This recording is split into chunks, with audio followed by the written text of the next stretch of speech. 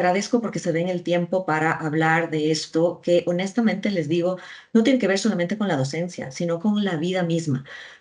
Soy una fiel creyente de que debería enseñarnos cómo funciona el cerebro desde la escuela. No me acuerdo yo si en mi época de escuela me quedó tan claro cómo funciona el cerebro y cuáles son las distintas partes y cómo nos gobierna, como me quedó claro las extremidades superiores, las inferiores del sistema digestivo, etcétera, etcétera. Creo que todavía no logramos entender el maravilloso órgano que es el cerebro y el funcionamiento tan integral que tiene en absolutamente todo, o sea, nuestra vida física, en el funcionamiento de nuestros órganos, en los temas emocionales, en cómo procesamos las ideas, cómo aprendemos, cómo transmitimos, en fin. Más de cerca me metí, en cambio, en el mundo de la neurodivergencia, porque creo que todo tiene una razón en este mundo y la neurodivergencia tocó mi vida de una manera muy personal. Soy madre precisamente de dos niños neurodivergentes y con ellos llevo los últimos 15 años de mi vida estudiando neurociencia, estudiando neurodivergencia y empatando esos dos conceptos con la docencia, porque ahora ya no solo miro las cosas desde la perspectiva de un docente que realmente en la pasión que tengo me importa que los alumnos me entiendan y pueda transmitirles lo que quiero explicarles, sino que ahora desde la perspectiva de madre me importa y me duele en el corazón hacer que los procesos de aprendizaje de mis hijos no sean una tortura, no sean crueles. El otro día leí un reportaje que se publicó en el diario El Comercio aquí en Quito, donde decía, cuando aprender duele. Y me llegó tan profundamente eso al corazón porque es verdad. O sea, cuando no entendemos cómo funciona el cerebro, cómo hay distintos tipos de cerebros y cómo hay entonces distintos procesos de aprendizaje, podemos hacer por ignorancia que los estudiantes, que los chicos pasen procesos muy traumáticos de aprendizaje. Entonces, este es un poco el tema con el que les quiero conversar el día de hoy, ¿sí? Debe haber pasado la presentación, ¿cierto? Ya estamos en la segunda lámina de la fotito del cerebro. Solo háganme saber esto para estar segura de que la tecnología está funcionando bien. ¿Están viendo esa segunda imagen? ¿Sí? Ya, perfecto. Gracias, Luis Fernando. Con tu seña ya entendí todo. Muchísimas gracias. Ok, el principio, el paso absolutamente número uno para entender de lo que estamos hablando es entender y explicar una frase maravillosa que la dijo el neurocientífico Jeff Hawkins, sí, que a mí me encanta y la uso mucho. Él es fundador de Numenta y autor de algunas publicaciones, entre esas un libro que se llama On Intelligence. Y él dice una frase que es súper clave para entender y nos dice, el cuerpo humano, ¿sí? Es un cerebro con accesorios, ¿sí? El cuerpo humano es un cerebro con accesorios. ¿Qué quiere decir este autor maravilloso con esta frase? Que el cerebro humano gobierna todo, o sea, gobierna absolutamente todo en nuestro cuerpo. Nada pasa o deja de pasar sin que el cerebro lo quiera, lo permita, ¿sí? Entonces, para que una persona pueda caminar, ¿sí? No son las piernas las que han aprendido a caminar, es su cerebro. ¿Sí? El cerebro manejó el proceso de aprendizaje y en consecuencia gobierna sus extremidades y puede moverlas en un sentido o en el otro. ¿Ok? Entonces, por eso es que se vuelve muy importante entender cómo está compuesto precisamente nuestro cerebro. Y como ustedes pueden ver en las imágenes, tiene varias partecitas que están pintadas aquí de colores que se llaman lóbulos. ¿Ok? Los lóbulos cerebrales, cada uno tiene una distinta función. ¿De acuerdo? Y vamos a comenzar de atrás para adelante, adicionalmente para poder explicar un concepto muy importante que es la maduración del cerebro, ¿sí? Tengan ustedes presente que así como absolutamente todas las partes del cuerpo tienen un proceso de evolución, tienen un proceso de crecimiento y de evolución, exactamente lo mismo pasa con el cerebro, ¿sí?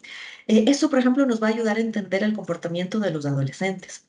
¿Y qué les quiero decir? La parte de atrás del cerebro, si ustedes se fijan en la imagen, ¿sí? Es la parte occipital, hacia abajo el tronco encefálico. ¿ok? Pero el occipital es uno de los primeros lóbulos que está en la parte de atrás. Y dentro del, o sea, si bien tiene un montón de funciones, me he centrado en hablar y mencionar principalmente las que empatan con el proceso de aprendizaje, ¿sí? El lóbulo occipital es el que gobierna la visión. Una persona aprende a través de cuatro procesos cerebrales que funcionan muy rápido, ¿sí? La información entra, por ejemplo, si el estímulo lo hemos captado con los ojos, entra por los ojos, pero ¿a dónde se va? Se va al occipital, ¿sí? Porque el occipital es el hemisferio del cerebro que nos permite transformar estos estímulos visuales, luz, en información, o sea, podemos entender es el occipital el que nos da esa sensación de visión, de ver, ¿sí? Luego el occipital manda ese estímulo a la parte frontal del cerebro, que es la corteza frontal, que es la que gobierna el razonamiento, el movimiento, las emociones, la atención, el lenguaje, ¿sí? Transforma en consecuencia la visión, el estímulo que fue al occipital, se convirtió en visión, va a la corteza frontal para que se transforme en información que la podamos comprender, ¿sí? Y el cuarto paso es que pasa al centro del cerebro, que aquí en esta lámina no se divisa, pero si ustedes abrieran como una manzana al cerebro, el corazón de la manzana es el sistema límbico, que tiene varios componentes, entre esos el hipocampo, que es la zona del cerebro donde se guarda, donde se almacena. Él es el que gobierna la memoria. Hay un estudio científico que dice que aproximadamente el 40% de la información que captaron nuestros ojos fue al occipital, regresó a la corteza, no se quedó almacenada en el hipocampo, ¿sí? Y que en consecuencia el 40% de lo que vemos dentro de los subsiguientes 30 minutos ya no lo recordamos, ¿ok? Porque no se almacenó ahí. Entonces, la primera parte que madura es la parte de atrás, ¿verdad? Pero vamos entendiendo cómo funciona el resto de lóbulos. Si ustedes se fijan, el lóbulo parietal y temporal, ¿sí? Regulan cosas como, por ejemplo, el parietal, tacto, gusto, olfato, regula la presión arterial, la temperatura, ¿sí? O sea, es el lóbulo que nos permite captar toda la información sensorial, ¿de acuerdo?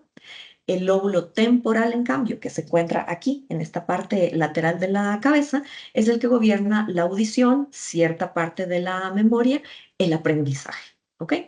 Y la corteza frontal, que es toda esta parte que vemos grande en la parte de adelante, que está localizada justo detrás de la frente, ¿sí? Es la que gobierna, como les he dicho, el razonamiento, el movimiento, las emociones, la atención, el lenguaje, ¿sí?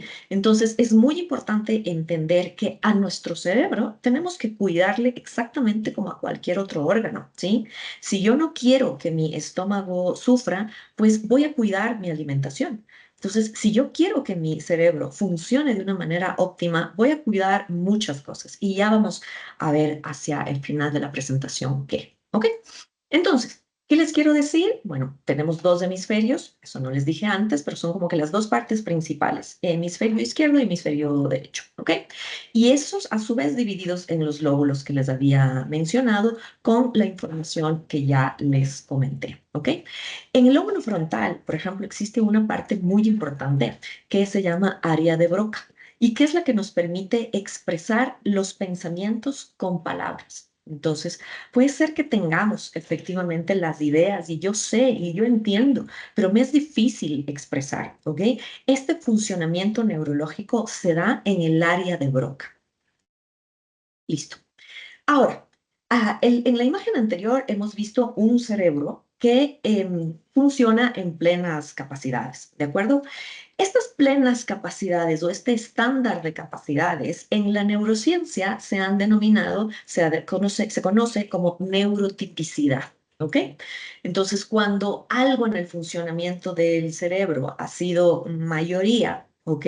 Se considera que ese es el estándar y en consecuencia eso es neurotípico, ¿ok?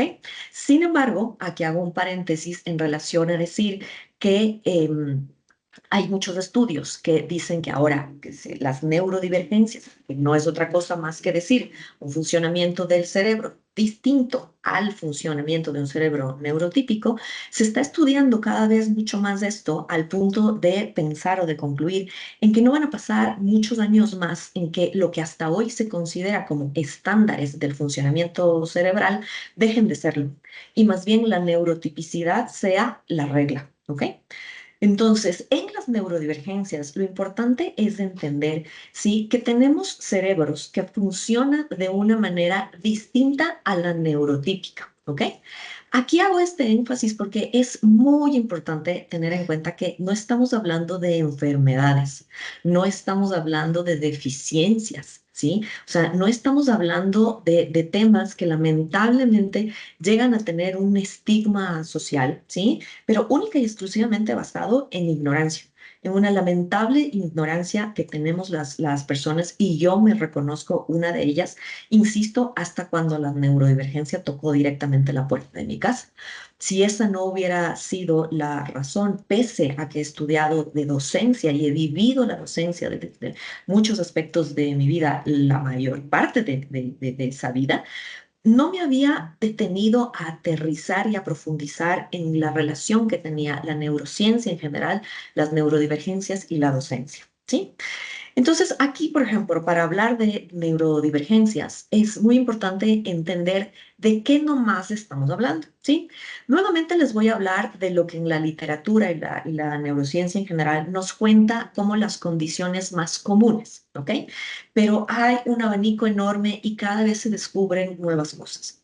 Entonces, en estas condiciones comunes, por ejemplo, tenemos todas las situaciones que tienen que ver con los trastornos del espectro autista, ¿sí?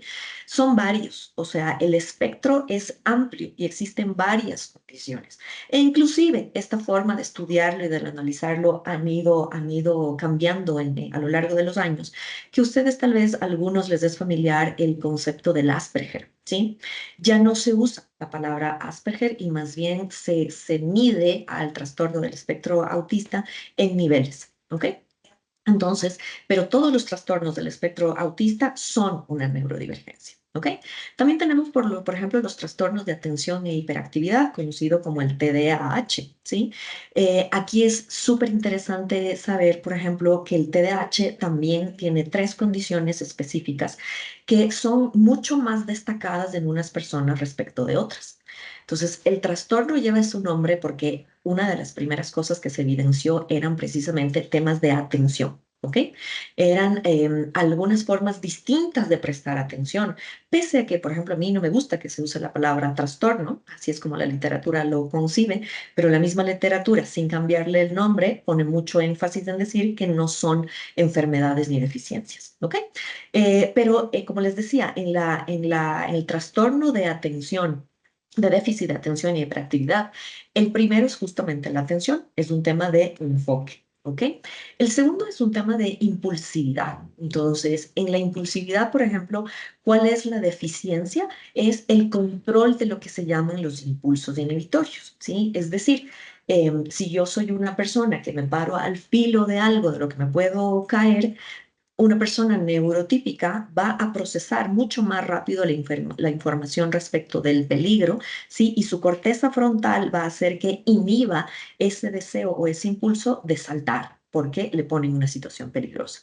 Las personas con déficit de atención tienen precisamente una dificultad en inhibir esos impulsos, ¿ok? Y lo más probable es que se lancen, ¿sí? Sin medir un poco todas esas consecuencias. La tercera variante del TDAH es el H, la hiperactividad, donde en cambio lo que tenemos es un énfasis en el movimiento, ¿sí? O sea, personas que necesitan moverse mucho. Y pues otro gran número, o sea, porque es grande, o sea, si vemos las estadísticas, que hoy es una jornada súper corta, de hecho ya casi vamos por la mitad del tiempo, me encantaría en algún momento que me acompañen en un taller donde vemos estas cosas con mucho más detalle, pero estadísticamente hablando, las dificultades de aprendizaje son muy altas, ¿sí? Y aquí tenemos, por ejemplo, condiciones como la dislexia, que nos genera dificultades en el tema de la lectura, la discalculia, temas de cálculos, matemáticas, dispraxia, que son dificultades físicas o motoras, dislalia en el habla, disgrafía en la escritura, y podemos hablar un catálogo de muchísimas cosas más, ¿ok? Entonces, para qué nos sirve? O sea, ¿para qué nos sirve definitivamente conocer esta información? Si volvemos al tema con el que arrancamos esta jornada, recuerden que lo que nos interesa es cómo usamos esta información desde la perspectiva de la docencia, ¿sí? ¿Cómo hago yo, sí? Si quiero realmente ser un profesor con corazón y con pasión y que me interese que mis estudiantes entiendan, ¿sí? Pues tengo definitivamente que adecuar los mecanismos, las herramientas y comenzando desde el aula misma, ¿sí? A las distintas condiciones o necesidades de mis estudiantes, ¿sí? Entonces, ahí es donde pasamos, por ejemplo, a comenzar a hablar de varios desafíos que presentan personas neurotípicas y neurodivergentes, ¿no? Yo no les quiero solamente hablar de la forma de orientar su clase para un estudiantado neurodivergente, sino para un estudiantado neurotípico, desde la visión y el entendimiento de cómo funciona su cerebro, ¿sí? De cuáles son sus canales sensoriales, ¿ok? Hay personas neurotípicas que son mucho más visuales, otras mucho más auditivas, ¿ok? Entonces, ¿cómo hago yo para incorporar a todos mis estudiantes en el proceso de aprendizaje y que todos se sientan integrados? ¿Ok? Entonces, por ejemplo, ¿qué desafíos pueden tener los estudiantes en general, neurotípicos y neurodivergentes? Por ejemplo, tener muchos de ellos sensibilidades sensoriales, especial sensibilidad sensorial. Recuerden el gráfico del cerebro donde decíamos que hay lóbulos que específicamente gobiernan toda esta parte de las sensaciones, ¿ok? Muchas personas tenemos más desarrollado esos lóbulos que otras personas, ¿sí? No quiere decir que eso nos haga neurodivergentes, es simplemente que la construcción y el funcionamiento del cerebro humano es distinto en cada persona, ¿ok? Entonces, yo tengo que aprender a leer, ¿sí? Por ejemplo, en mis estudiantes, ¿qué estudiantes tienen esa sensibilidad a la luz, al sonido, al entorno, al tacto? ¿Sí?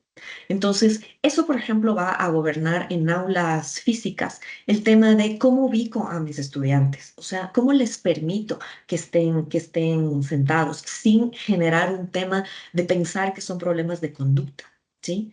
Entonces, por ejemplo, yo tenía en un estudiante que yo les decía a todos los demás, acérquense, o sea, el aula era muy grande, ¿sí? Y yo les decía, acérquense, o sea, me gusta sentirme más en familia con todos ustedes aquí. eh, me gusta sentir efectivamente que todos nos estamos comunicando y estamos aquí juntos. Y este estudiante siempre se sentaba en la última fila. Entonces, y yo insistía que se acerque. Hasta que pues el chico tuvo la confianza y yo me quería morir de acercarse y me dijo, o sea, a mí me incomoda el contacto con las personas, ¿sí? O sea, no me siento cómodo. Yo prefiero sentarme atrás, donde estoy más alejado de todo el mundo y ya. O sea, y tal vez eso es algo que yo desde esta perspectiva neurocientífica debí tal vez haber investigado primero, ¿sí? O sea, ver efectivamente y entender cómo en el espacio físico cada persona puede sentirse cómoda de una manera distinta a la otra, diferente a la mía, pero yo debo respetar eso, ¿sí? Hay, por ejemplo, estudiantes, y esto sí tiene mayor relación con el tema de la neurotipicidad y la neurodivergencia. Por ejemplo, un Asperger nivel uno, claramente van ustedes a tener enfrente a estudiantes que son muy literales, ¿sí? Entonces, la literalidad aquí en estas personas es importante tenerla clara, porque yo no puedo dictar una clase en la que las personas tengan que interpretar lo que yo quiero decir, ¿sí? Donde yo les diga algo y ellos tengan que sacar. Solamente para ponerles un ejemplo relativo a la crianza, ¿sí?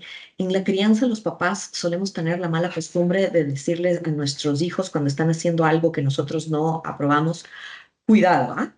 Te estoy viendo, cuidado. O si no, a ver, tú ya sabes, ¿no? Vas a ver lo que te pasa. Las personas que son absolutamente literales no entienden lo que usted le está queriendo decir, ¿ok? Cuidado. ¿Cuidado qué? ¿Cuál es la amenaza? ¿Cuál es el problema? ¿Cuál es la medida de precaución que yo tengo que tomar? ¿Qué es lo que tengo que hacer? O si no, ya vas a ver lo que te pasa. ¿Qué me pasa? O sea, ¿qué me va a pasar? O sea, ¿me van a castigar de esta manera? ¿Voy a tener esta consecuencia? ¿Qué me pasa? ¿Ok?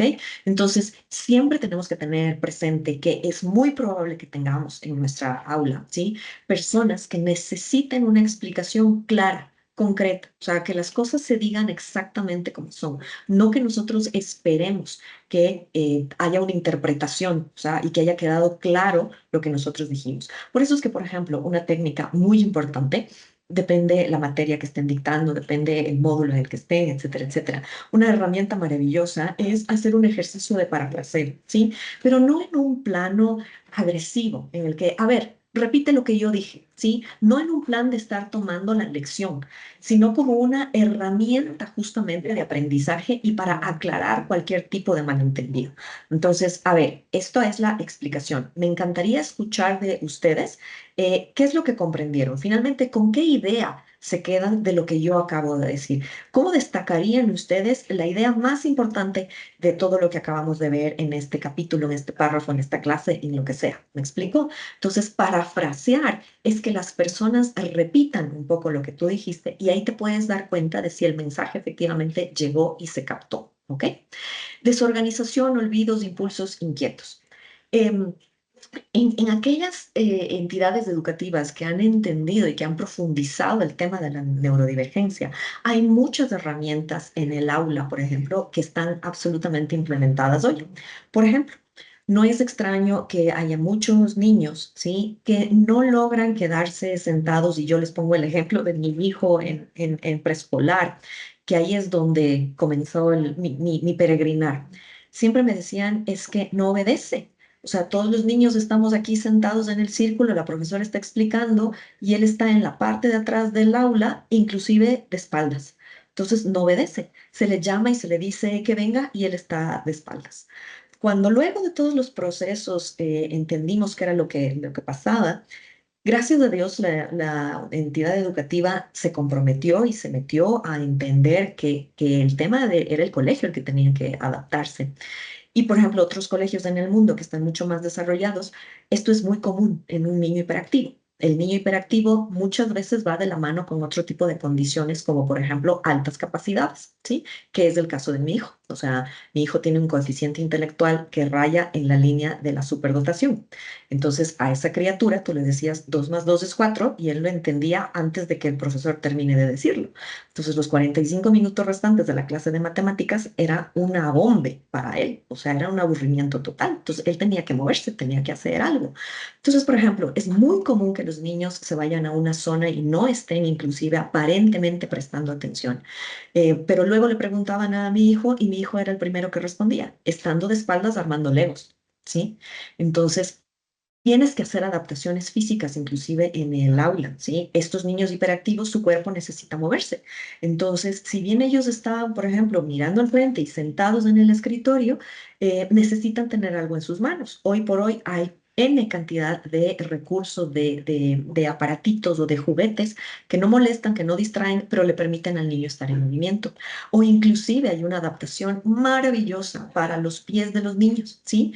Que son, imagínense ustedes como que en los pies donde a veces en las sillas hay un palo rígido, en este caso hay una goma, hay una cinta, hay un elástico, ¿sí? Donde los niños están con sus piecitos asentados en la goma y moviéndolos así todo el tiempo. ¿Sí? Entonces ya una parte de su cuerpo se está moviendo. Entonces eso facilita que otra parte de su cuerpo esté quieta, o sea, y puedan enfocarse muchísimo mejor. Entonces, tengamos aquí, o sea, lo que sí es importante es que tenemos que romper paradigmas. O sea, muchos de los que estamos aquí probablemente rondan mi edad y podemos hablar de en nuestra época tal cosa. Eso es algo que tenemos que descartar, ¿sí? Porque gracias a Dios, todo esto no quiere decir que nos volvamos permisivos con temas de conducta, ¿sí?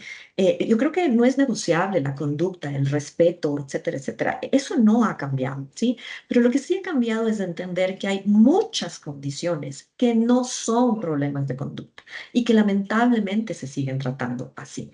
Entonces, es muy importante tener en cuenta la importancia de distinguir, ¿sí? Por eso es que la importancia de capacitarse, de aprender, de estudiar sobre eso, para distinguir medir en qué momento estás, ¿sí? Y a tus estudiantes que tienen cualquiera de estas necesidades, sí, insisto, neurotípicos o neurodivergentes, ayudarles en las adaptaciones que necesitan, ¿ok? Esta es la desorganización, los olvidos, o sea, hay, en muchos colegios, por ejemplo, se llegaron a implementar los libros, ¿sí? Las agendas, que ahora muchas cosas son tecnológicas, para que anotaran la tarea del día siguiente o las cosas del día siguiente, ¿sí? Ahí, por ejemplo, no dejemos, si bien la tecnología es maravillosa y ahorita, por ejemplo, nos permite estar conectados entre personas que estamos hasta en ciudades o en países distintos, ¿sí? Es muy importante entender que hay muchas cosas mecánicas o físicas o motoras que son muy buenas para el aprendizaje, ¿sí? Por ejemplo, para que esta información que se acuerdan, les dije, estímulo visual o auditivo, cualquiera que haya sido el sentido que recibió el estímulo, occipital, corteza frontal, hipocampo, memoria, ¿sí?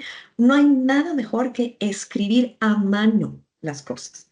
Entonces, tomar notas a mano de algo favorece que ese conocimiento se impregne en nuestro hipocampo, ¿ok? Entonces, tratemos de buscar herramientas de ese tipo cuando sabemos que tenemos personas que tienen un poco más de dificultades para organizarse, que pueden tener mayor cantidad de olvidos, etcétera, etcétera. ¿Sí? Los desafíos también incluyen, por ejemplo, temas de impulsividad. ¿Sí? La impulsividad es lamentablemente el rasgo que con mayor facilidad puede confundirse con un problema de conducta. ¿Sí? Porque evidentemente son personas que pueden lucir muy desafiantes, que tienen, por ejemplo, problemas con el concepto de autoridad, ¿ok? Que cuestionan, o sea, que no están de acuerdo y que nosotros deberíamos, insisto, reconocer cuando sí hay un problema de conducta, pero al mismo tiempo encontrarle la valía a esa actitud. ¿Sí? Yo evidentemente, muy probablemente ahorita meta las patas en algunas cosas. En la clase me ha pasado un montón de veces entender que no somos dueños de la verdad, que no sabemos todo, y qué mejor y qué más rico que haya un estudiante que nos desafíe, ¿sí? O sea, que nos desafíe, o sea, que busque precisamente cuestionar lo que nosotros estamos diciendo, ¿sí? Que nos obligue a nosotros mismos a preparar mejores clases, a actualizar nuestros contenidos, que créanme, de semestre a semestre muchas veces quedan caducos y muchas veces vamos años usando las mismas guías de estudio y etcétera, etcétera. Entonces, es importante, ¿ok? Y saber llegar y conectar con esas personas. Entonces, ok, de acuerdo. Ok, tú no estás de acuerdo con lo que digo, me encanta, pero sustenta, porque nadie puede hablar desde la ignorancia. Lo que yo estoy diciendo está basado, está sustentado en esta fuente, esta y esta. Tú no estás de acuerdo conmigo, lo respeto, pero tráeme tus bases, ¿sí? O sea, ¿cuáles son tus bases? O sea, porque lo que no está permitido en esta aula es hablar desde la ignorancia. Entonces, investiguemos, veamos, y si eso nos lleva a tener varias teorías, bienvenidas todas. ¿Ok? Otros desafíos son, por ejemplo, los problemas de comportamiento repetitivos o tics, ¿sí? Pueden haber muchas personas que inclusive los tics se les activa cuando están en momentos emocionales un poco fuertes, ¿sí? Típicamente ustedes vean los mejores estudiantes, los más brillantes alumnos, los más esforzados, los de mejores notas. Sin duda alguna son personas que tienen como que un comportamiento muy estable en sus estudios, son personas que se esfuerzan, que tienen rutinas, que son disciplinados, etcétera, etcétera. Eso que suena tan bien puede ser emocionalmente muy fuerte, ¿sí? O sea, puede ser una carga muy pesada de llevar. Entonces, y también les hablo desde el conocimiento personal. No quiero lucirme, pero gracias a Dios siempre he tenido mucha, no sé si suerte, pero mi disciplina me ha llevado a tener un excelente desempeño académico. O sea, todos los años yo pasaba con excelentes calificaciones, etcétera, etcétera. Pero justo hoy comentaba con mis hermanas que mi hijo neurodivergente lucha y se esfuerza y disfruta tanto de tener un 7, que eso implica que no se quedó a supletorio. Cuando mi lucha de niña, acuérdense que a nosotros aquí en el Ecuador, en mi época estudiantil, nos calificaban sobre 20 puntos. Mi agonía era que yo me impuse a mí misma la obligación de no bajar de 19,5.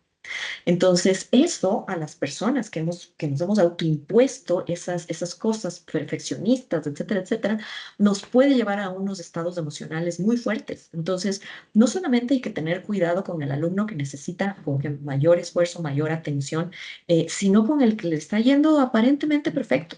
porque puede ser que tenga unas cargas emocionales muy fuertes y ahí comienzan a aparecer cosas como, por ejemplo, los tics, comportamientos repetitivos. Yo tengo una prima mía brillante, brillante, o sea, que estudia en una Ivy League gracias a una beca y a todo lo que ha hecho a lo largo de su vida estudiantil, pero que ella tiene un problema de un tic en el ojo fuertísimo.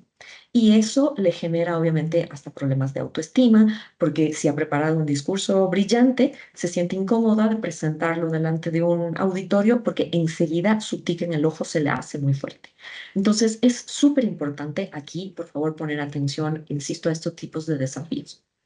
Eh, Siguiendo con los desafíos, pues hay muchas personas que van a tener una falta de interés para sociabilizar, ¿sí? Y el tema social es muy importante para el desarrollo del cerebro, ¿sí? En todas las edades y en todos los momentos. Por ejemplo, los adultos mayores. Es imposible que un adulto mayor esté alejado de un mundo social. Eso lo único va a hacer que el deterioro cognitivo de su cerebro sea mucho más rápido. Entonces, la sociabilidad es básico, pero hay personas que tienen desafíos funcionales en la sociabilidad. Y ahorita con lo que acabo de decir, quiero llevarles, por favor, a pensar en esto. No es porque las personas, ay Dios mío, qué antipático que es, o sea, pero nunca quiere jugar. Vamos a los eventos familiares, al cumpleaños del primo y no quiere jugar, es que es bien raro. No, por el amor de Dios. Lo que les estoy hablando, les estoy hablando desde la neurociencia, ¿sí? Que esto explica el funcionamiento del cerebro. Una persona que tiene problemas para sociabilizar no es que sea antipática, es que su cerebro no está preparado precisamente para esa interacción con las personas o para seguir los patrones sociales. Hay muchas personas que les dificulta leer y entender esos patrones sociales y en consecuencia seguirlos. Entonces, por eso es que hacen cosas fuera del patrón y quedan obviamente como el raro, como el diferente, ¿sí? Entonces, hay que saber leer que esa persona, ¿sí? No está actuando nuevamente, insisto, desde un problema de comportamiento. ¿Ok? Hay necesidades educativas distintas y ahí les puedo hablar como abogada. Gracias a Dios las leyes de nuestro país sí han progresado mucho en relación a ese tema. No es un tema voluntario de los colegios o de las instituciones educativas hacer las adaptaciones educativas, es obligación de las instituciones hacerlo. Y hay, por ejemplo, adaptaciones de distintos niveles, uno, 2 y 3. Muchas consisten simple y llanamente en darle más tiempo al estudiante para resolver un examen, en lugar de ponerle 5 ejercicios, le pongo 3 para que tenga en consecuencia el mismo tiempo, o brindarle la oportunidad de rendir el examen fuera del grupo de compañeros en otro momento. Puede ser simplemente eso, ¿sí? O existen ya otro tipo de adaptaciones mayores, más fuertes. Y, por ejemplo, es una neurodivergencia, ¿sí? Las altas capacidades.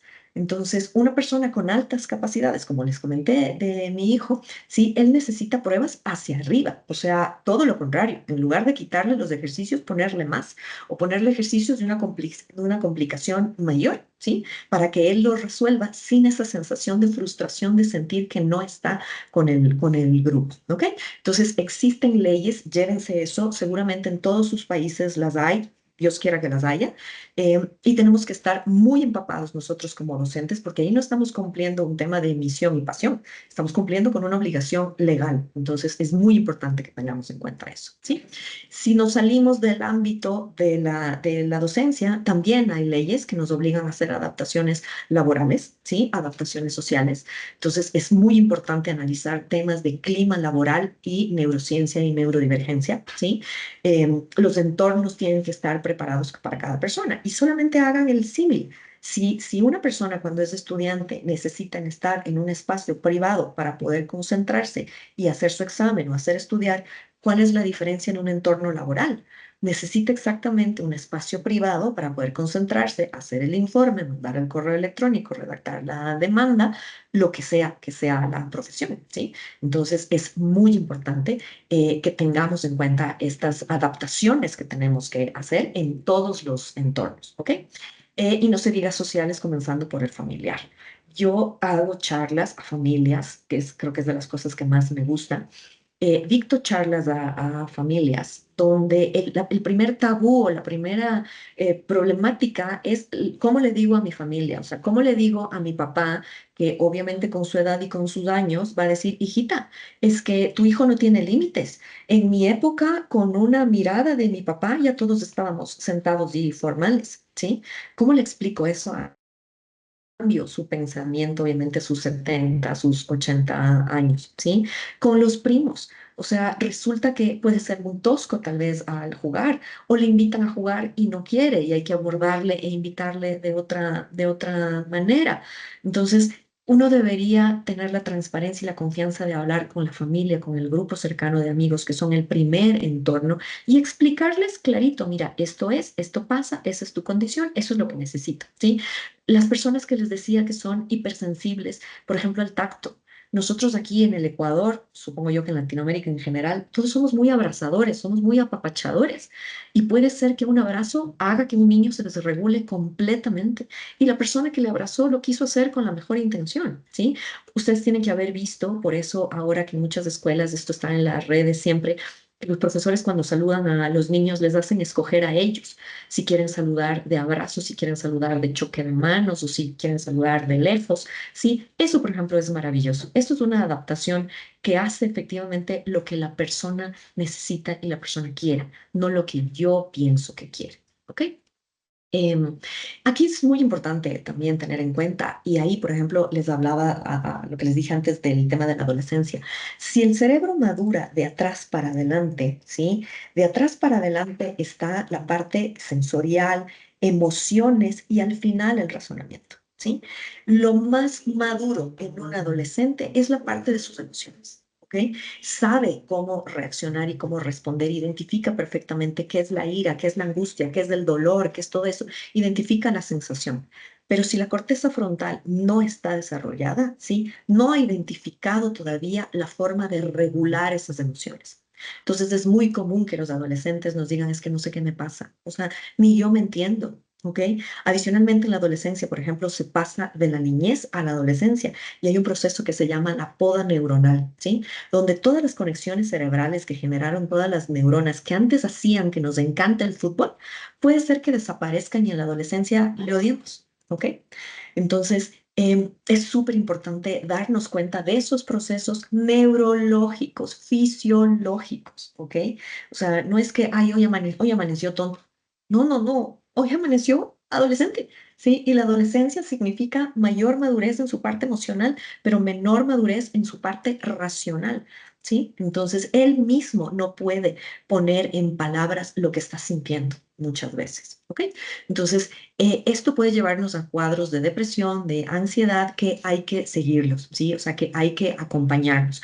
Y aquí una cosa que no les dije es que a diferencia de lo que muchos creemos, o por ejemplo, no sé cómo sucede en otros países, pero en el Ecuador la supuesta mayoría de edad ocurre a los 18 años, ¿sí?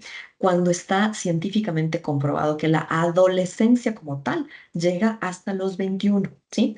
Y el cerebro sigue en formación y no termina de formarse, de madurar, sino entre los 25 e inclusive 29 y 30 años, ¿sí? Recién ahí, digamos que todos los lóbulos del cerebro y todas las distintos componentes y todas las conexiones neuronales recién están hechas en su totalidad, ¿ok? Entonces, es muy importante tener presente todas estas condiciones para acompañar en todo ese tránsito, ¿sí? A que no desarrollemos las personas temas de salud mental, ¿ok? Y también una cosa muy importante y muy chévere, ¿sí? Es la parte de que el cuerpo y la naturaleza compensan. Entonces, si el cuerpo y la naturaleza compensa, pues podemos encontrar personas que tienen otras habilidades increíbles que hay que saber ubicar y fortalecer, ¿sí? Estos, por ejemplo, son cerebros, los cerebros, y aquí sí estoy hablando de cerebros neurodivergentes, son mucho más creativos, porque si su cerebro tiene algunas partes cuyo funcionamiento es distinto, lo que hizo es desarrolló muchísimas otras partes más. Entonces hay que saber conocer a las personas, ¿ok? Y pues, dado que nos queda cortísimo tiempo, lo que me voy a permitir es darles unas recomendaciones muy cortitas, ya adecuadas a la neuroeducación, ¿sí? Que específicamente es ya una subdivisión de la neurociencia orientada y enfocada totalmente a neuroeducación, ¿sí? Entonces, es definitivamente una disciplina mixta esta porque junta todos los aprendizajes neurológicos, educativos, de docencia y pedagogía, ¿ok? Entonces, aquí el importante del entendimiento no es lo que aprendemos, sino cómo aprendemos. Todos podemos aprender lo mismo, pero vamos a aprender de maneras distintas, ¿sí? El cerebro es plástico, quiere decir que genera nuevas conexiones y esas nuevas conexiones se generan gracias a haberle provocado interés al alumno en algo. Entonces, hay que lograr este tema para el rato que yo le enganché al alumno con algo, sus conexiones neuronales van a comenzar a darse, ¿sí? Y le va a generar más ganas de seguir aprendiendo, ¿ok? No hay dos cerebros iguales. Si bien hay un componente genético, por ejemplo, muchas neurodivergencias tienen un componente genético, son hereditarias. eh, el otro gran componente es el ambiente y la forma en la que nos desarrollamos. Y una cosa muy importante que todos los docentes y todos los padres deberíamos saber es que se aprende solo desde el error. ¿Ok? Aprender desde el error significa que nuestro cerebro está diseñado para que aprender conforme algo falla. Yo subo la pierna y quiero subir una grada, ¿sí? Yo tengo que toparme, tengo que tropezarme, porque si no mi cerebro no va a entender cuán alto tiene que levantar la pierna, ¿sí? Entonces, si mi pie levanta y se choca, mi cerebro dice, un poco más. ¿Me sigo chocando? No. Siguiente intento, algo más. Y así, ese proceso de aprendizaje ocurre en todo. Créanme, absolutamente en todo. Entonces, el error es bienvenido, el error es la fuente de conocimiento, caso contrario, no hay, ¿ok? Entonces, como les había hablado de la importancia de la vinculación, de la parte esta social, es muy importante que los estudiantes nos importen, ¿sí? Entonces, cuando digo que nos importen, digo generar definitivamente genuinas conexiones emocionales con los estudiantes, demostrarles que como persona me interesa, que no estoy ahí parado simplemente por cobrar un sueldo al final del mes, ¿ok? Es vitalidad que tengan estabilidad, que tengan soporte, que tengan acompañamiento familiar. Y a ustedes les pasa, a todos nos pasa, si nuestra vida personal está en desorden, está desequilibrada, no rendimos en el trabajo. Exactamente igual. El cerebro se adapta a los entornos para protegerse. Entonces, si, por ejemplo, los chicos viven en un ambiente de violencia familiar, ¿sí? Su cerebro se va a adaptar a eso porque tiene que sobrevivir. Entonces, en ese espacio, para que no me peguen o no me golpeen, mejor no hablo, mejor no opino. Porque de pronto al momento que opino, me insultan o me gritan por lo que fui a decir. Entonces, ya mi cerebro se adapta a que dejo de comunicarme. Entonces, eso no puede pasar, ¿ok? Jugar es la forma instintiva de aprender. Entonces, nuestras clases ya pasó la época del profesor de su charla magistral que hablaba como loro y no interactuaba con nadie y no pedía experiencias de la vida misma, etcétera, ¿sí? Incrementen mucho en sus clases actividades artísticas. Así estén hablando de matemáticas, ¿eh? O sea, de cualquier materia. O sea, el arte es definitivamente la actividad que más promueve la generación de conexiones neuronales, ¿ok? Que son las que mueven el aprendizaje. Regreso al tema de que le guste a la gente, de generarle ese enganche. Cuando algo me gusta, se genera una sustancia en el cerebro que se llama dopamina, ¿sí? La dopamina es un neurotransmisor que genera sensación de bienestar, de logro, de alegría, ¿sí? Cuando usted escala una montaña y llega a la cumbre, le vale madres no haberse ganado la medalla y ser el primero, ¿sí? Porque la sensación de logro es lo importante. Y su cerebro riega así un baño de dopamina en todo su cuerpo que a usted le genera un rush y una sensación de bienestar increíble. Entonces, hay que lograr generar eso en los alumnos, ¿sí? em, Disfrutar el resultado, ¿ok? Hagan proyectos con sus estudiantes de manera que si bien ustedes les enseñan constancia y disciplina a lo largo del desarrollo del proyecto, puedan ver un proyecto final, ¿sí? Puedan ver un resultado. Entonces, el momento que logran ese resultado, nuevamente volvemos a estos neurotransmisores que les contaba, son las hormonas que se segrega el cerebro y hay varias que son llamadas las hormonas de la felicidad. Entonces, todas estas hormonas de la felicidad que se generan frente a un logro, ¿sí? Me generan estabilidad emocional, me generan buena calidad de sueño, ¿sí? Me generan sensación de bienestar. Son analgésicos. O sea, inclusive si hay algo que físicamente me dolía, estas hormonas hacen que mejore mi dolor, que pase muchas veces, ¿ok? Entonces, es muy importante aquí pasar de la información al conocimiento y del conocimiento a la sabiduría. Ese es el proceso que nos tiene que llevar, ¿sí? En el proceso educativo. Fomentar debates, nuevamente, o sea, si yo estoy involucrado en el desarrollo de la idea y del discurso y del que estamos hablando, y no es solamente el profesor en que me impone, mi cerebro va a estar mucho más receptivo y mucho más abierto. Eso inclusive llevémoslo a la crianza, ¿sí?